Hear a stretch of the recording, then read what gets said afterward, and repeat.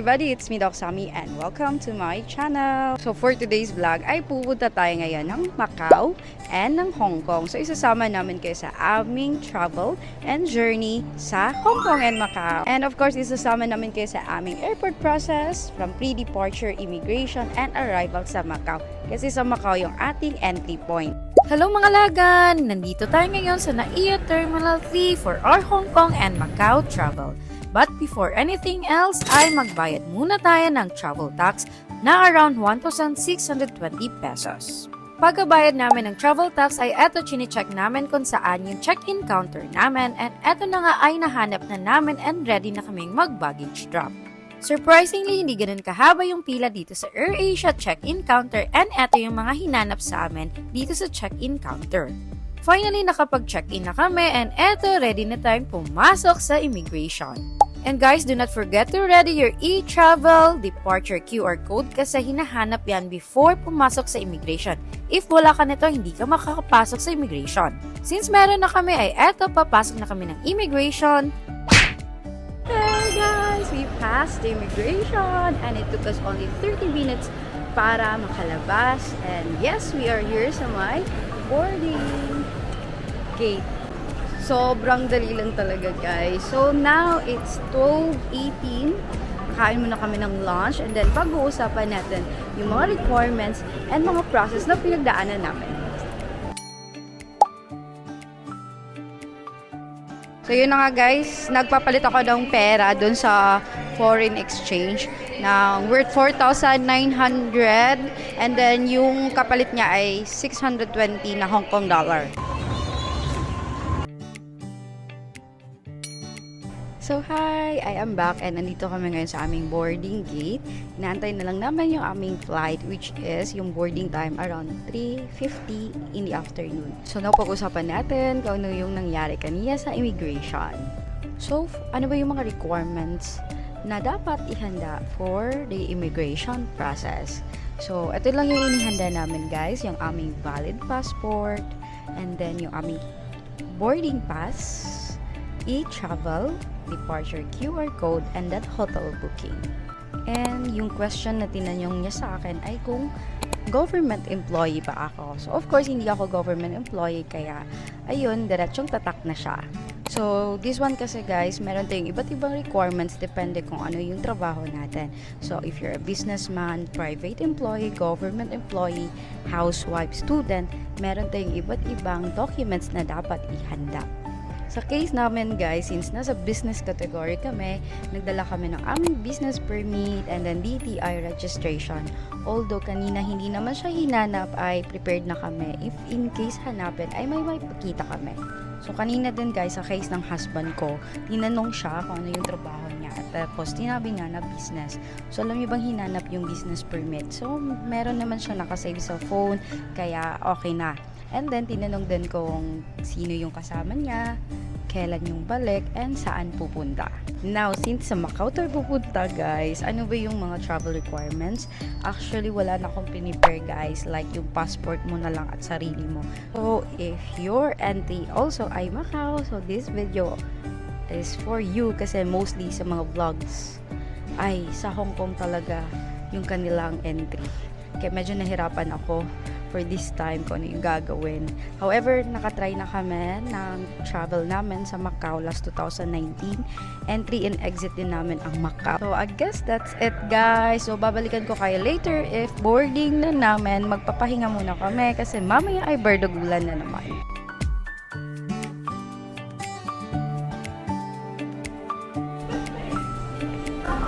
So finally, boarding time na. Alam niyo bang delayed yung aming flight? Like, it's around 4:36 p.m. na. And supposedly, yung flight namin is 4:20 p.m. So finally, eto, magbo-board na kami. See you Macau in a while.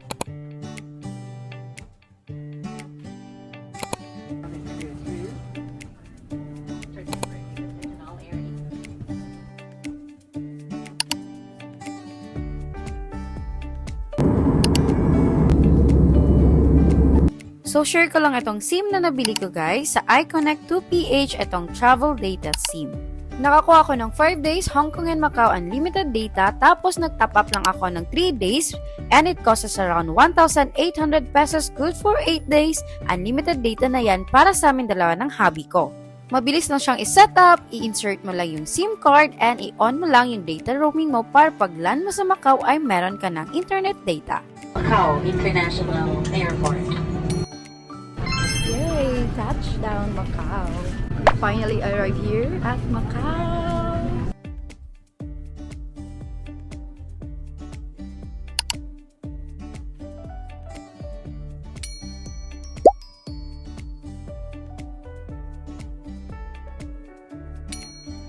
Time check, guys. It's around 7:47 p.m.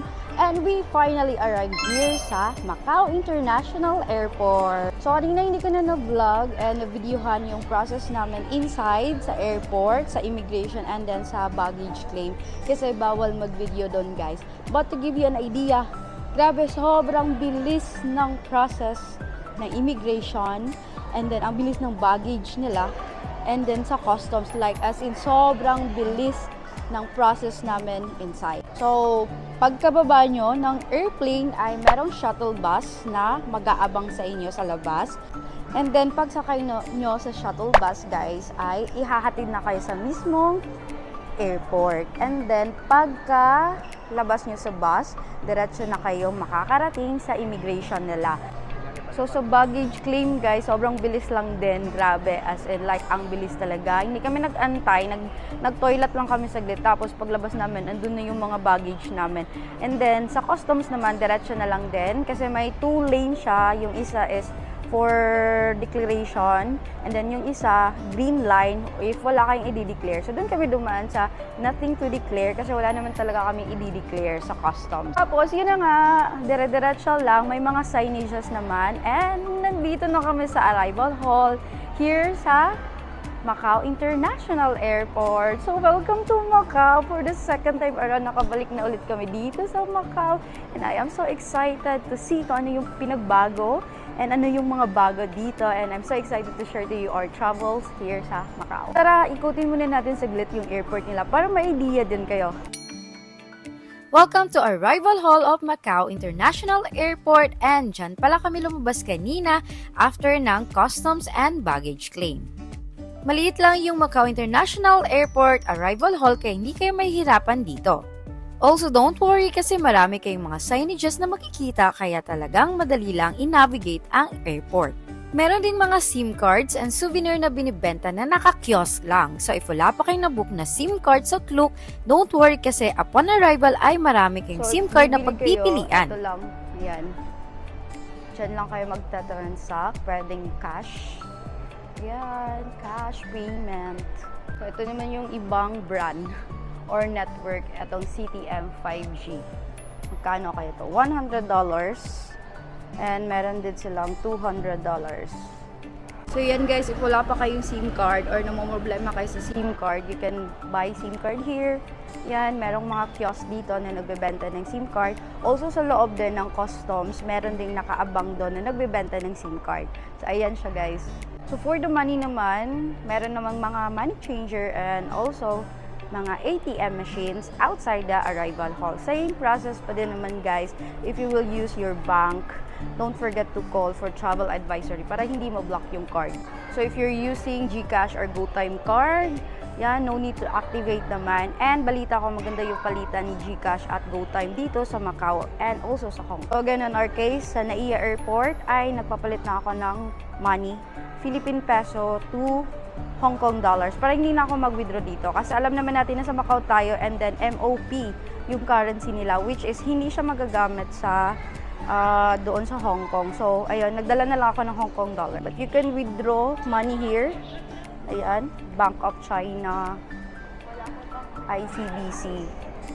Yan. Meron ding HSBC dito guys, oh.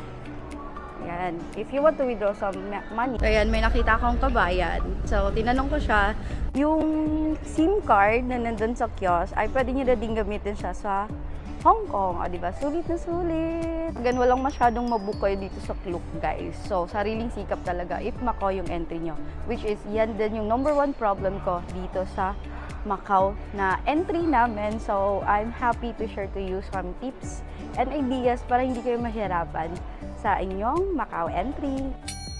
So, yun na nga guys, napunta na natin dun, di ba? So, now we are ready to go to our hotel and our hotel ay located sa May Senado Square. So, ano ba yung pwedeng masakyan from airport going to our hotel? So, if you're staying sa Senado guys, marami kayong options. Number one, pwede kayong mag-train and then sakay ng bus. Or pwede kayong mag-bus, which is 2 transfers. Or like, sa gagawin naming option 3, sasakay kami ng free hotel shuttle to Grand Lisboa, and then from Grand Lisboa ay magbabas or maglalakad na lang kami going to our hotel. So you have 3 options guys, train, bus, or free shuttle bus. O, di ba? Ang dami na tong options. And yan yung maganda dito sa Macau, madaming free shuttle bus sa mga luxury hotels. O, so i-avail natin yan guys. And also, if for example, ano ba yung gagamitin yung pambayad sa bus or sa train? Guys, dito sa Macau, wala silang transportation card gaya sa South Korea na meron silang T-Money or sa Hong Kong na meron silang Octopus card. So, dito guys ay cash yung babayaran or way ng pagbayad nyo. So, ang gagawin nyo guys, dapat maghanda talaga kayo ng barya kasi sa bus, barya lang yung tinatanggap. Yes, hindi sila nagsusukli guys, or kung ayaw nyong magtagal or mahirapan sa bus, mas better na meron kayong coins. Last time na nandito kami, 2019, hindi ko sure kung meron ng train. So ngayon, meron ng train guys, which is also good. Kasi mas mabilis yung train. Pero ganun pa din naman, magbabus pa din kayo if you're staying at Senado. In our case guys, magbabus pa din kami from LRT station going to our accommodation. So, yung third option yung gagawin namin, sasakay kami ngayon ng hotel shuttle bus going to Grand Lisboa. So, now we are going to our hotel chart. So, ito lalabas na kami ng arrival hall and then pupunta kami ngayon sa may hotel shuttle bus na parking lot. Alam niyo bang maraming mga Filipino ang nagtatrabaho dito sa Macau?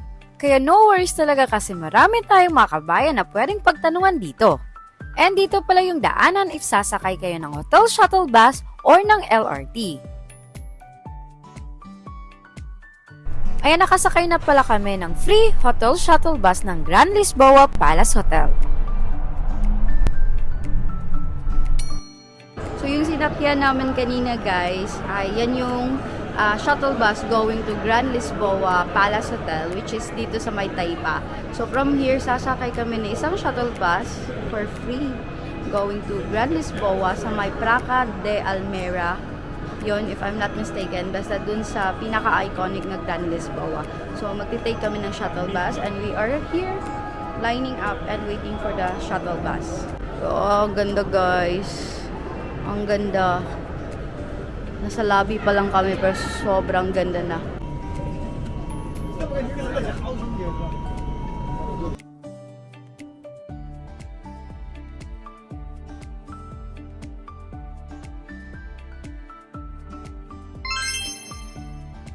Tutorial muna kami dito saglit before kami maghanap sa aming hotel. And eto na nga ay lalakarin na lang namin going to Senado Square. So alam nyo ba na nakatipid kami tonight ng pamasahe from airport and at the same time, I think mas mabilis kasi yung mga sinakyan naming bus, hotel shuttle bus ay wala na siyang stop. Yan. So 2 rides nga lang, yes. Pero if galing kayo sa Macau International Airport, if you're going here sa may Senado, ganun din naman, 2 rides din. And marami pang stops. Kaya ayan, bet ko yung ginawa namin tonight. So, naka-free kami ng around 12 MOP. Diba? Laking tinipid, guys. And then, from the hotel, Grand Lisboa Hotel, lapit lang din naman yung accommodation namin. Kaya, eto, lalakarin na lang din namin. Alam nyo ba na second time namin dito sa Macau? And nung first time na pumunta kami dito, grabe yung time namin. Sobrang bilis lang, like hindi namin siya na-explore. And sobrang nagandahan ako sa Macau guys kasi para siyang Europe feels. Kaya naman for this travel, I made sure na ma-explore talaga namin ang Macau. Alam niyo ba dyan banda guys, Senado Square na yan. Pero yung hotel namin, hindi dyan, dito banda. Ayan. Muntikan pa namin hindi mahanap yung hotel namin kasi naman naka-Portuguese yung language ng kanilang signage. So buti na lang talaga ay na-research ko na before kami makarating dito kung ano yung itsura niya. And eto na nga ay mag-check-in na kami. Sa check-in ay hiningi lang nila yung maliit na paper na binigay ng Macau Immigration Officer and then wala naman silang deposit na hiningi. So room tour guys, surprisingly, malaki yung room. Ayan yung room. For around 2,100 pesos. Ganito na yung room dito sa Joyful Family Inn. Yan. That's the bed. Yan. Malinis naman yung bed. Tapos, dito banda, bintana yan guys. Kanina open yan kanina. So, may view ka dyan. Ayan yung view mo. Pero maganda kasi pwede ka pang ilagay dyan. Merong TV, aircon, tsaka ito yung toilet nila. Yan, malinis naman yung toilet nila. So meron silang toothbrush, comb. Ayan. Yan. Yan yung shower area. Tapos dito banda yung kanilang toilet. So, meron silang free water heater, meron din. Ito, tsaka cabinet. So, we finally arrived! Successful! Welcome to Macau and welcome to our accommodation here in Macau. And yung name ng aming accommodation ay Joyful Family Inn. What I like about our accommodation is mura siya, affordable, but grabe, komportable yung room niya. And for the location naman guys, if trip nyo na yung accommodation nyo ay malapit sa Senado Square, this accommodation is perfect for you. Grabe, ang lapit lang ng Senado Square dito, ang lapit lang ng Grand Lisboa, may malapit na bus stop, and then sa baba lang guys ay meron ding mall, maraming kainan. So bukas ay papakita ko siya sa inyo. So, today is our first day here in Macau and hindi pa dito nagtatapos ang ating day 1 kasi lalabas kami and titingnan namin kung ano yung ganap dito sa Macau at this very moment. We are back and now we are out kasi gusto namin tingnan kung anong ganap dito sa Macau tonight. Anong oras na? 10 PM na guys. So lumabas pa din kami just to see kung anong meron dito. And ito yung sinasabi ko sa inyo guys. Yan yung mall na sinasabi ko, yung Circle Square. Ganda, may Jollibee. Ayan. May Starbucks pa dyan guys. Grabe. Yan, still vibrant at night. Alam niyo yung excitement ko. Ang lapit talaga niya sa Senado Square. Senado Square. Let's see.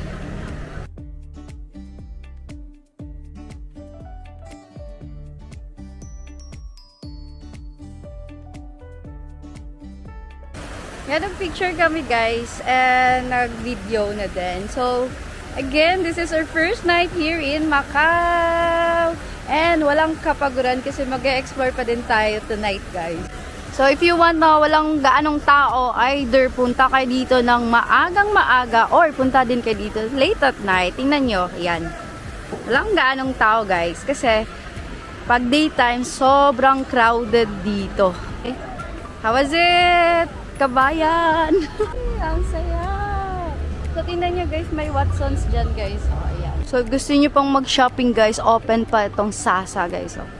Open pa sila guys. Oh, ayan. Like, as in, ang dami pang open na stores. Yan, eto sikat din to na landmark dito sa Senado Square. As of now, close na yung fila. Pero yung mga local pharmacy dito, open pa. Yan. No, open pa. Koi K Bakery. Isa sa talagang nagustuhan ko dito sa Macau guys is yung European feels talaga. Kasi pangarap ko talaga makapunta sa Europe. So, ito pa muna yung afford namin sa Macau. Ayan. Ang dami pa talagang open na stores here. Kakalakad namin, umabot na kami dito sa ruins. So, dapat maaga kayo dito guys. Kasi wala pang masyadong tao dito pag maaga. May Uniqlo na malapit lang dito. Oh, open pa? Hanap kami for Disneyland.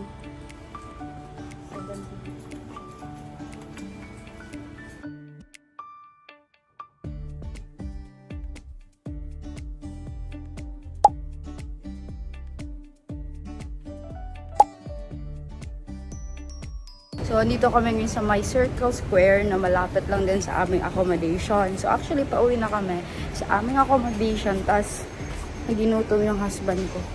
Kaya bibili kami ngayon ng Jollibee. Diba? Pumunta ng Macau para mag-Jollibee. Kalain mo. Kaya,